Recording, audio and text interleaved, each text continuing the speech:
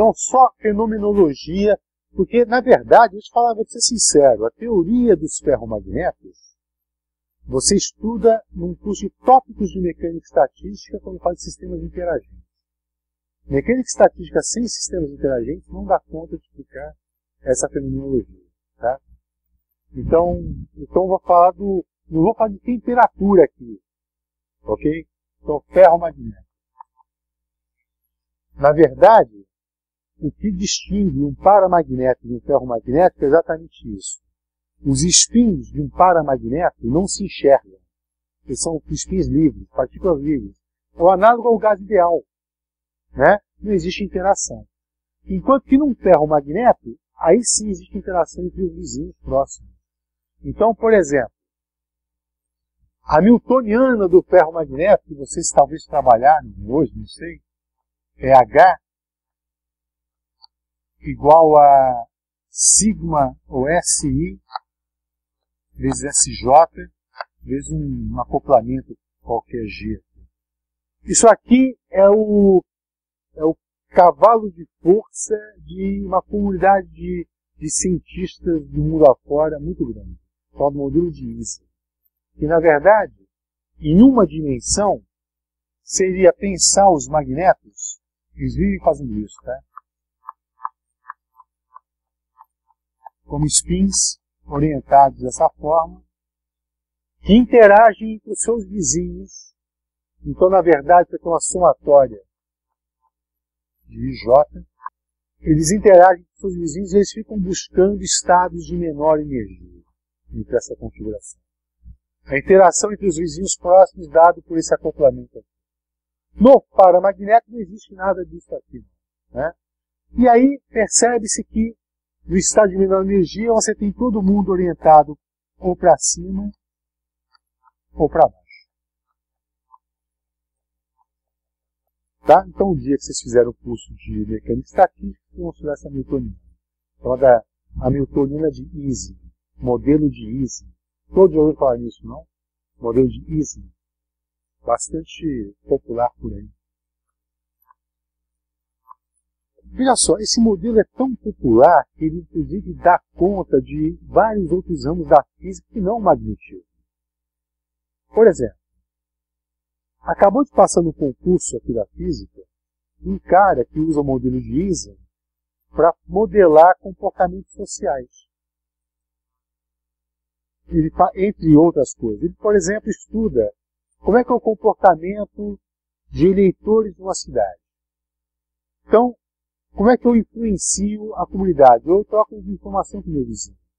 Né? Se o meu vizinho, por exemplo, me ouvir, eu sou um cara influente, ele muda o seu estado de espírito, ele tende a concordar com a minha opinião. Sempre interação entre os próximos. É um modelo poderosíssimo e surge, na verdade, para explicar comportamentos magnéticos da matéria, mas aí viram que esse modelo é muito útil para explicar várias outras coisas. Né? Várias outras coisas. Eu só vou falar para você de um efeito do ferromagneto, que é o chamado histeresis. Já vou falar na histeresia? Vamos falar da curva de histeresia. Então, assim, eu vou pegar um material ferromagneto agora, tá? Um material ferromagneto.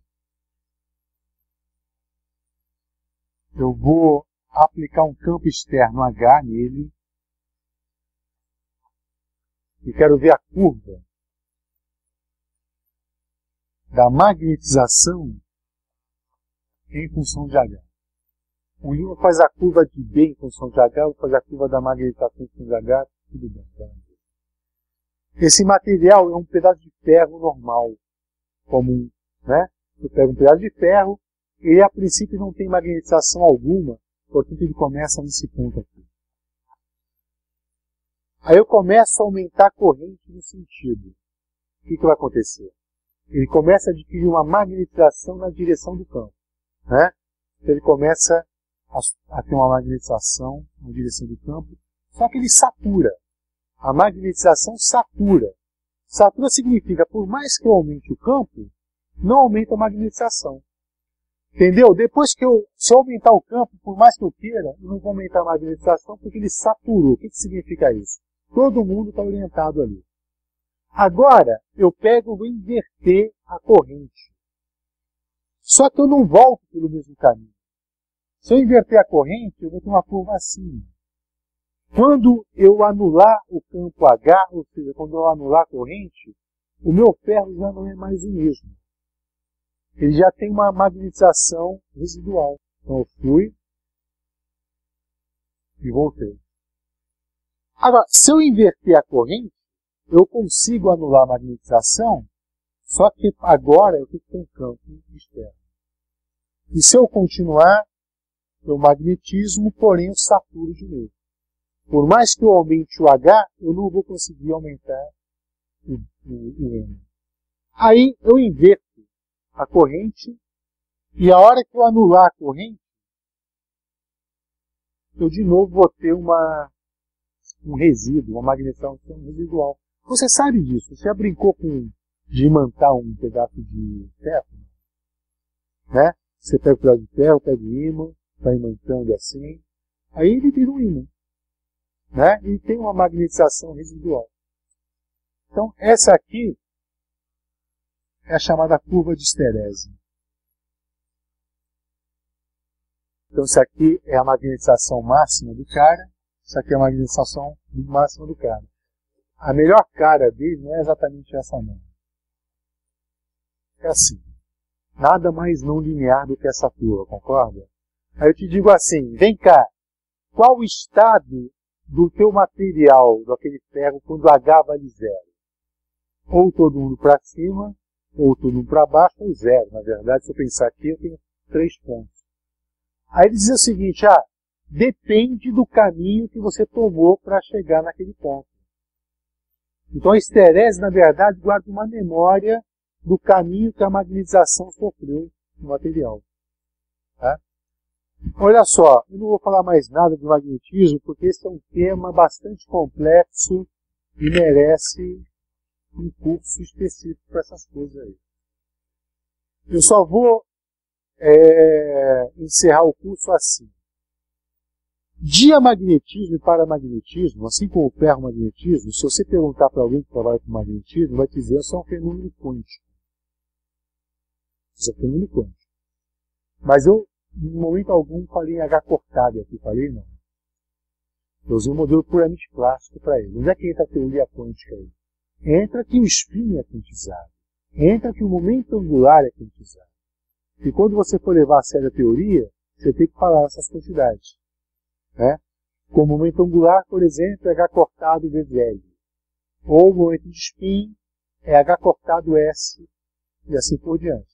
Então, quando você quantiza a órbita e o momento angular, de uma certa forma você vai quantizar a teoria. No entanto, essas coisas que eu estou falando para você é uma física do século XIX. Não há nada de quântico nisso. E mesmo assim eu posso falar para você de corrente de magnetização. Claro que ele é contínuo, ele tem um valor que pode assumir valores contínuos. Né? E, enfim, então quando você quiser um curso mais sério de magnetismo, vocês vão ver a necessidade de usar a teoria quântica para explicar essa fenomenologia. Tá bom? Acabei.